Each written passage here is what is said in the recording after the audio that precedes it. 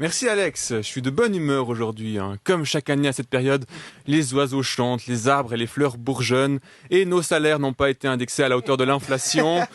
Bref, vous l'aurez compris, c'est le printemps.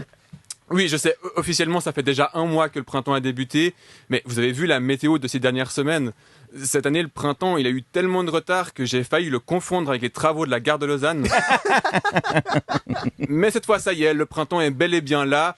Et avec le retour des beaux jours et les températures qui remontent, je crois que c'est désormais officiel, on a réussi à éviter les pénuries d'électricité.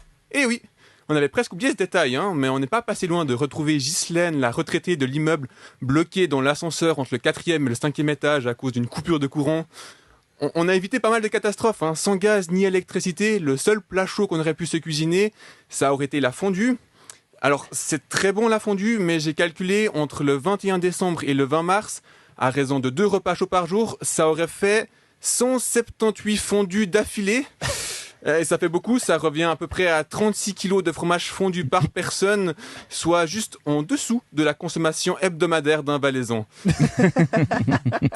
Mais heureusement, rien de tout ça n'est arrivé, et c'est grâce au Conseil fédéral qui nous a demandé d'économiser l'électricité et le gaz. Et ça a été suivi comme conseil. Pour les jeunes voix qui nous écoutent, c'était assez frappant de voir la rade toute éteinte, avec toutes les grandes banques qui ont éteint leurs enseignes lumineuses.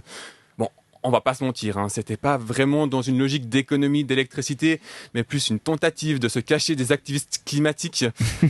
Comme quand on attire les moustiques en laissant la lumière allumée un soir d'été, les banques avaient juste peur de se retrouver le matin avec une centaine d'activistes collés contre leur mur. Il y a juste une banque qui a réellement respecté ces mesures d'économie d'électricité, c'est Crédit Suisse. Oui, eux, ça faisait même déjà plusieurs années qu'ils choisissaient leur fonds de placement dans le noir le plus complet.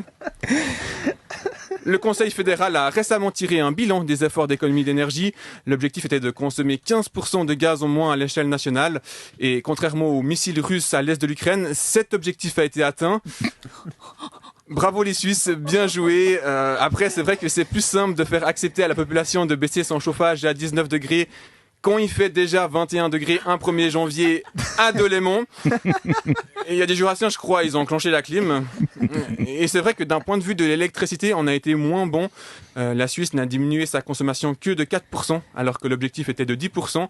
Mais c'est bien, faire 4% alors qu'on en vise 10, ça permet aux électeurs du centre de se préparer à leur score lors des élections fédérales.